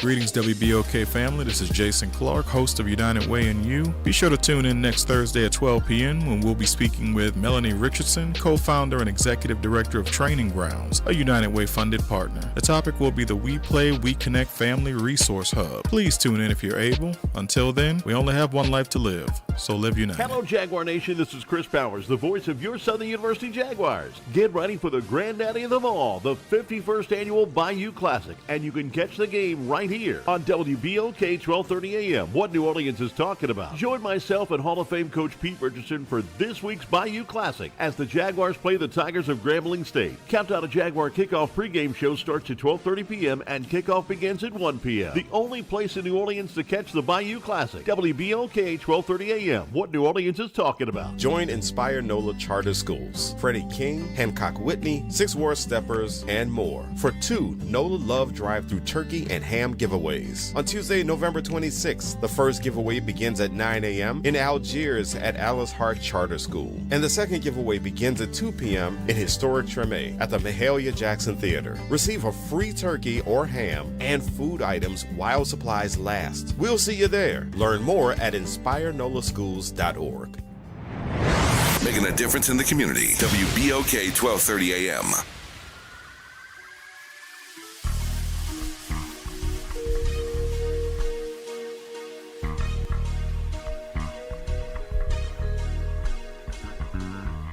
Who bring the power to the people pie?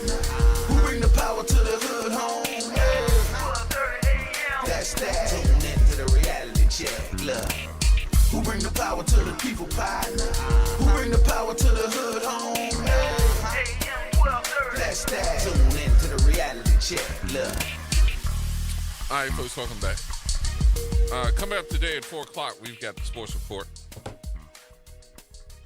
Coach going to be in the air chair, making sure that you got all the sports information. I think the Saints they're on a bye week this week, but y'all know we're going to have some football on the air this weekend. So a lot of folks going to be checking it out and having some conversation with you. So make sure that you join Coach today at 4 o'clock for the sports report. Get you ready for the weekend. Get you ready for the weekend. So during the break, my text messages went off. Somebody asked me and said, "Man, are you kidding me?" Let me read it because I'll be made something up. Gerard, are you kidding me that they've been sitting on this for at least a year and a half, 2 years, and not really saying anything? No, I'm not kidding. I'm not kidding at all. A lot of this was redacted because they didn't want to tell you the information as far as who the person was. It was dated back in the July of 2022-23 when the inter-office memo came out, which is alarming to me because of the fact that we don't know everything that has happened since then. I'm going to read the inter-office memo to you. I want to go back all through the entire thing. But on Monday, July the 11th, I became aware that IG Michelle was meeting with a young white female at 9:30 a.m. in his office. I was not aware of what the purpose of the meeting was.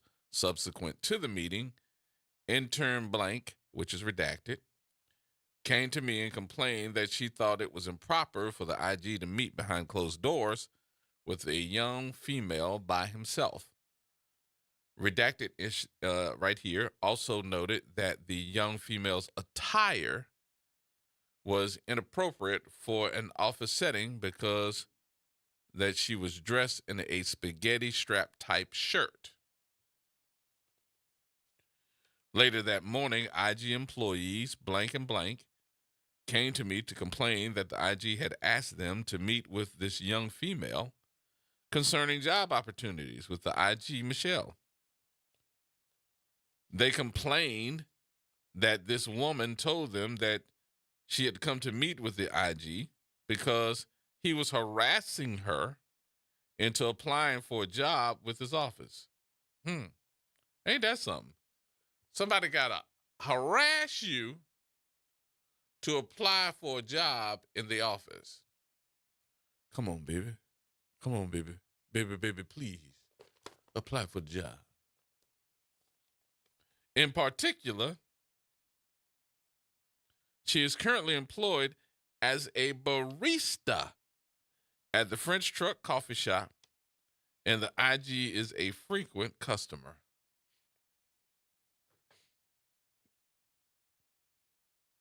According to the IG, he has been harassing her into applying for a job, and she agreed to come over for a moment of weakness.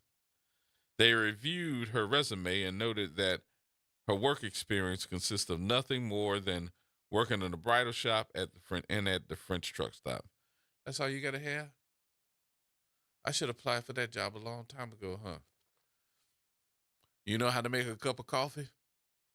Yes, sir. You hired.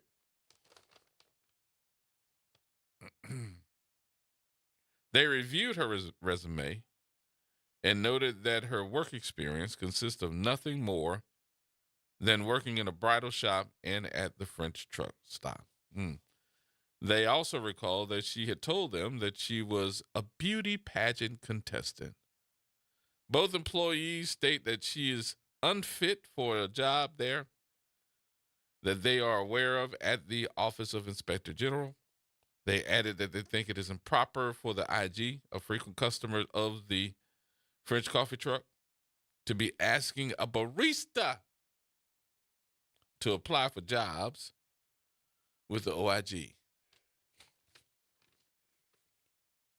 That's all you got to have? I just want y'all to know that I'm going to Starbucks over the weekend. You know what? No, I'm not. No, I'm not. I'm getting ready to call Stephanie. And I'm going to tell Stephanie, I need you to teach me how to make coffee over at PJ's. Why? Because that will lead to me having a six-figure government job. You trying to tell me that you can go from making coffee to becoming an assistant inspector general for the city of New Orleans? One thing that I know I would not get a raise. Because I can't wear no spaghetti straps. That wouldn't look cute on me at all. On Monday, July the 18th, the name redacted met with IG regarding various investigative and administrative duties. During this meeting, I brought up the subject of the IG meeting on July the 11th with a young female concerning job opportunities with the IG. I did not accuse him of engaging in any improper behavior. Instead, I expressed my concerns as to how this meeting alone in his office with a female seeking a job with the OIG could be perceived as improper. I suggested that he should only meet with job applicants that had officially applied for a position with the OIG and had been certified by the Civil Service Commission.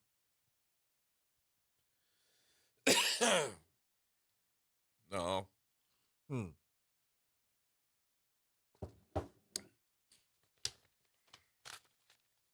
I kind of like the barista, though. All I got to do is learn how to do barista job.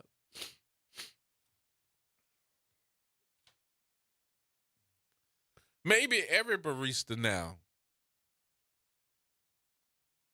can do the OIG's job. Probably get more done. But shouldn't we, and this is the question I have for you all, shouldn't we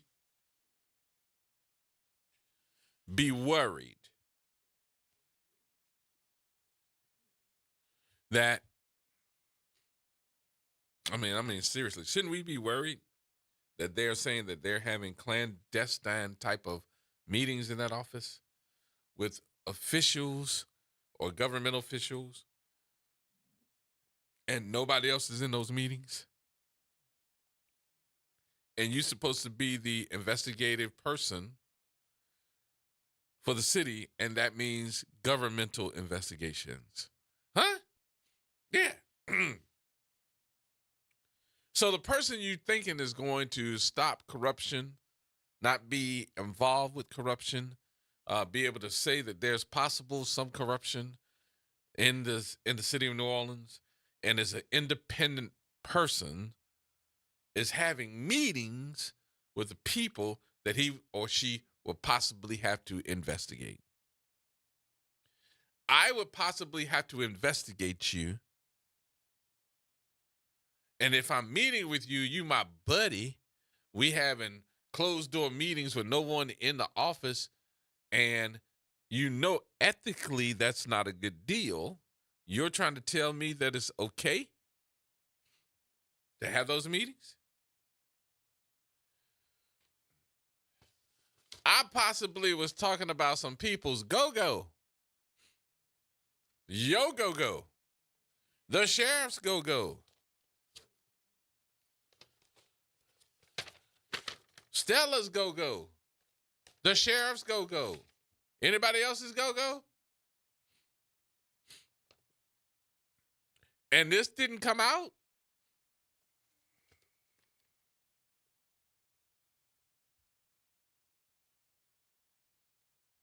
And this is what we got representing us. If this is true, and notice I'm using the word if. My question is, what's wrong with us? Why aren't we upset? You care? Because, I mean, I can go home.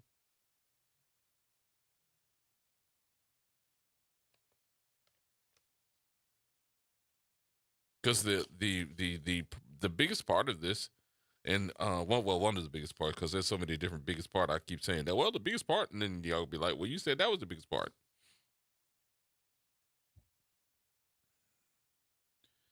Is whoever wrote this said, I'm aware of him using the resources of the Office of Inspector General to target individuals holding public office.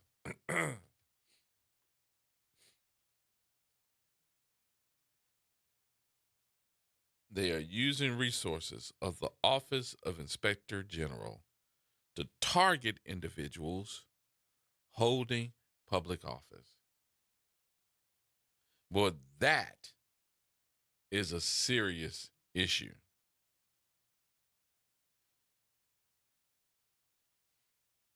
They are targeting folks by using the resources of the Office of Inspector General to target individuals holding public office. Wow. But what do you do? Somebody asked me that again. What do you do? What do you do? What do you say? You make some noise. Sometimes it takes the people to make the noise. You make the noise. Screw them. You make the noise. They can't tell you to shut up.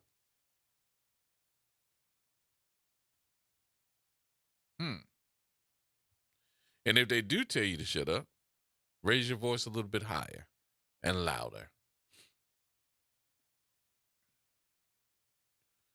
Forensic auditor for the Inspector General for New Orleans. Full-time position. This is under government jobs. This is not even the Inspector General's position. This is a forensic auditor. That person that, goes through and looks at your codes, looks at your your numbers to make sure that your numbers are correct and we didn't do anything wrong. That job starts off from $70,000 to $76,000 annually.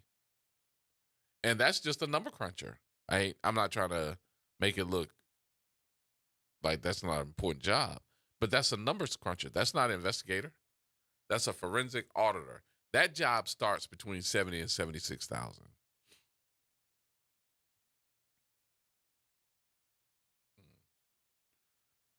But to be on the ethics review board,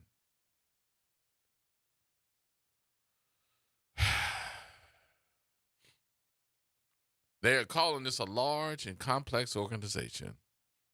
General fund budget. The success candidate for the Inspector General will have a well-rounded public sector background with in-depth knowledge and experience in preventing and detecting waste, fraud, and abuse in large, complex public entities. The new Inspector General will have the highest degree of integrity, judgment, independence, and expert-level skills necessary to apply laws, regulations, policies, and methods to oversee the complex operations of the city of New Orleans. This senior-level executive will be result-driven, well-grounded, and ethical decision-making abilities. What I'm reading has nothing ethical in it. Superior interpersonal and collaborative communication skills, and strong public speaking abilities. The new IG will have a dedicated staff to approximately 13 full-time employees, 7 additional vacant position fundings, and the 2021-2022 to 2024 Office of the Inspector General, their operating budget is just about $3,500,000. What? Yeah.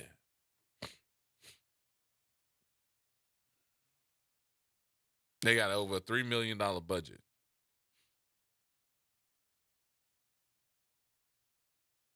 Come on, y'all.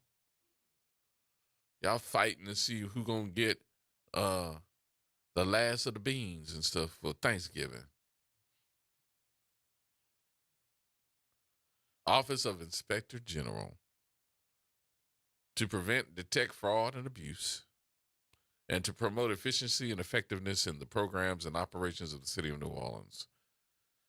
It accomplishes its mission through research, data collection, audits, inspections, evaluations, and investigations.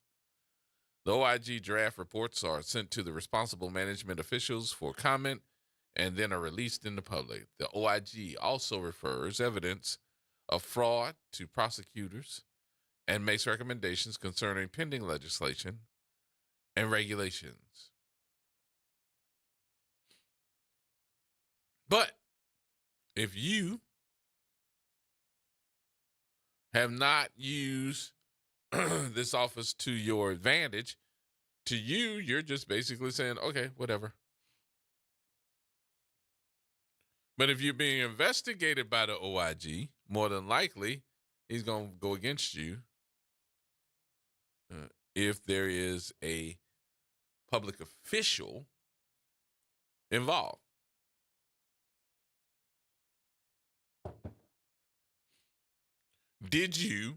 Are you willing to call your council people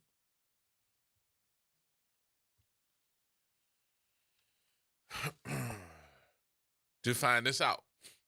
This is the City of New Orleans OIG. I see somebody online. Amy, this is the New Orleans City OIG. This is Ed Michelle, who is the OIG for the City of New Orleans that I'm talking about, not for the state. Okay? Because there are OIGs for the state too. Office of State Inspector General is not what I'm talking about. I can give you, if you want the number, to the state OIG. That is 225-342-4262.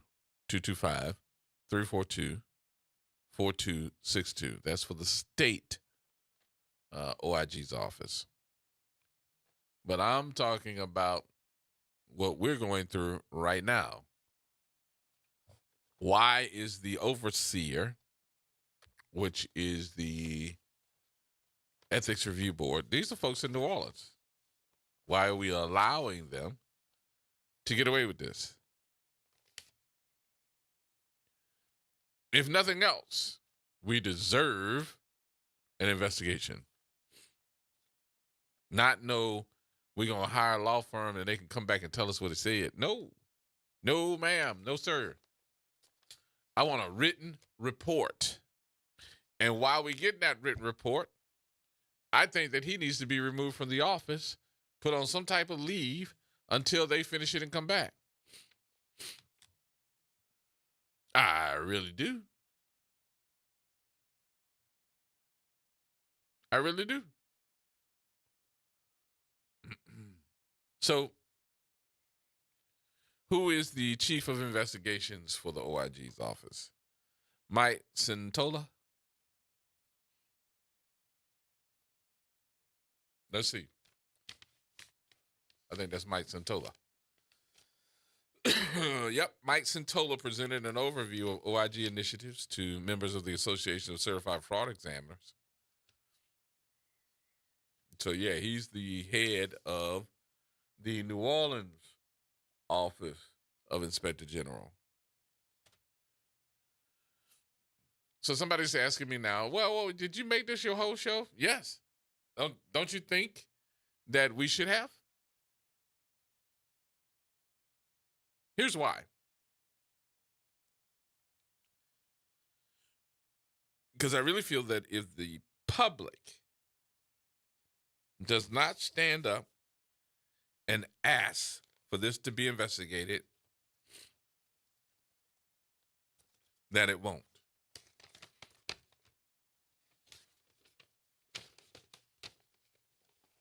What? Yeah. Let me say that again. If the public, if New Orleans does not stand up and ask for this to be investigated, that it won't. And the reason I say that is, look how old this is. This is not anything new. This has been here for at least 2 years, this complaint, and it has not been investigated as of yet. It's gotten released, but it's redacted. I think Noonan got a copy of it. And I think that there are some entities in the news that got a copy of it. The question is, are you going to report it? Put it out there so that it will be reported. Ask the questions. How come this isn't being reported? How come this is not being investigated? And every one of the TV stations, let me say this in a not a derogatory manner, but in a manner that is the truth. What gets me is that all of my counterparts, I'm talking about every one of the television stations, all the news talk entities, whether you're television, whether you're radio, whether you're internet, whatever you may be, all of you call yourselves having an investigative leg. We got the investigative leg here. We got the investigative reporter here. What? What you waiting for? Don't you think it's time? Instead of somebody just walking up to you and giving you a story and You're going like, well, I'm so-and-so, the investigative arm of this TV and radio station. I'm the investigative arm. Listen, there's so many arms of these radio and television stations, especially television stations, that you just don't have the time to do the work. Somebody else does the work. They bring you the story. You put the story on. You become the hero. Everybody loves you because then you get all the promos that says investigative reporter so and so. And now at 9, noon, and whatever. No, ma'am. Investigative reporter is pretty tough. That's a pretty good, tough job. Lee Zurich is an investigative reporter. Lee Zurich has his own crew that works with him, not just him. I'm just letting you know, it ain't just him. And if you don't believe me, call him and ask him. He over at Fox 8, call him and ask him. He has a whole crew that works with him. I'm just letting you know that everybody now is coming back and saying, I got an investigative report. I got to do an investigative because they copying everybody and all the folks that you got doing investigative reporter. Just because you putting a microphone in somebody's face does not make you an investigative reporter. Sorry. Now, back at hand, you all need to call and do the work. Make them do the work for you. This is your money. This is your money. Here are your council people, Orleans Parish. I don't know which one is yours, but I will tell you this. You have 3. Each one of you have 3. And y'all looking around and saying, what? No, we got 1. No, ma'am. No, sir. You have 3. You have an at-large. You have 2 at-large. And you have the council person that holds the district. You have 2 at-large and your council person of the district. At large, Helena Moreno, her telephone number, 504-658-1060. At large, John Paul Morrell, his telephone number, 504-658-1070. District A Representative, Joseph Geruso III, his telephone number, 504-658-1010. He's in District A. District B is Leslie Harris. Her telephone number, 504-658-1020. That's 504-658-1020. District C, Freddie King, 504-658-1030. District D, Eugene Green, 504-658-1040. In District E, Oliver Thomas, 504-658-1050. Let's make sure we get that information out. All right. Let's start asking, put the calls in and demand that there be a public forum about this issue instead of covering it up with the Ethics Review Board. You should demand it. More coming up. We'll get you ready for the sports report next, right here at WBOK.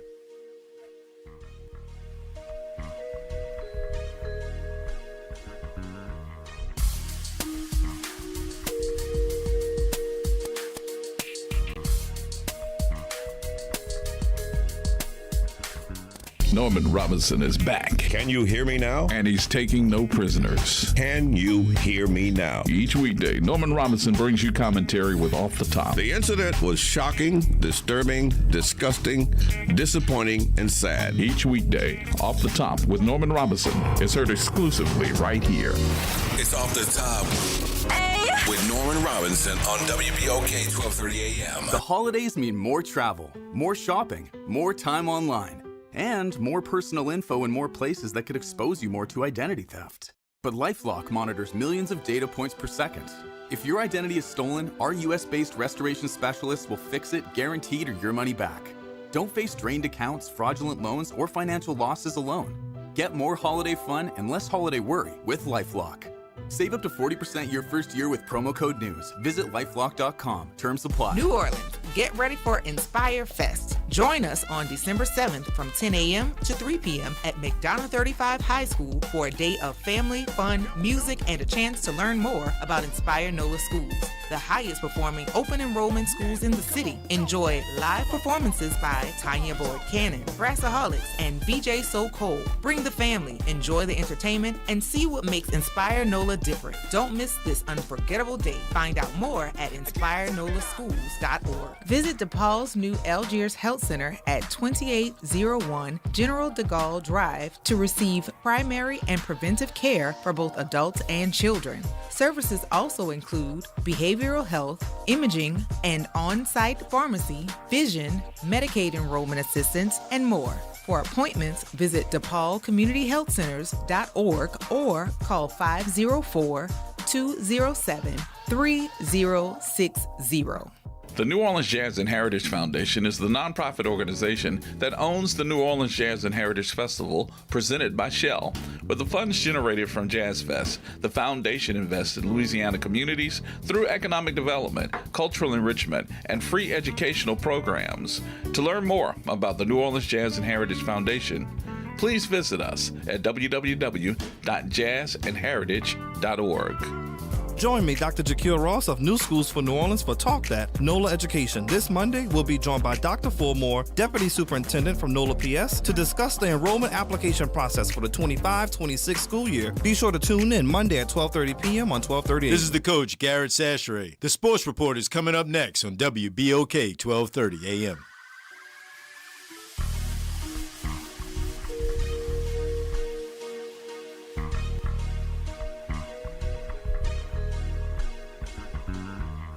Who bring the power to the people, partner? Who bring the power to the hood home? Hey. That's that. Tune into the reality check. Look. Who bring the power to the people, partner? Who bring the power to the hood home? Hey. That's that. Tune into the reality check. Look. All right, folks, welcome back. Welcome back. Final few minutes here before I get off. Just letting everybody know that, look, nobody can control your destiny but you. And nobody, what they don't want, I can tell you what they don't want, is getting you all upset, all up about, why y'all didn't do something, and then they have to move, which I think is counterproductive. If something's wrong, say something about it and do something about it, then you have to revisit it. But yeah, y'all need to revisit this one because this has gotten out of control. And now that he's been outed, if this is true, then it needs to be a change. And if you are allowing this to go through because you don't have no big kahunas to do nothing about it, then you're part of the problem and you shouldn't be in office. I said it.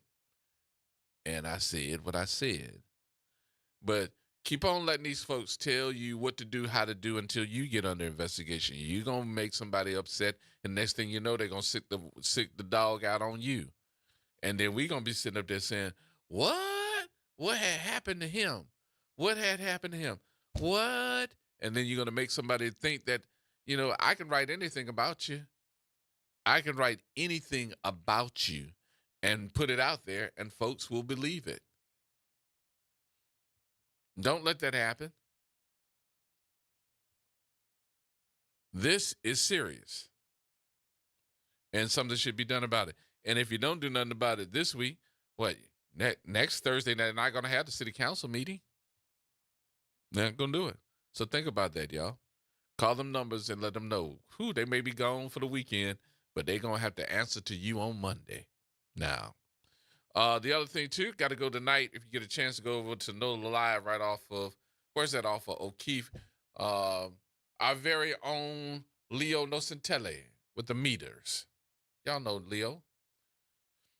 Leo going to be performing over there tonight, and his special guest, I was like, man, I just want to see that just to see what's going to happen.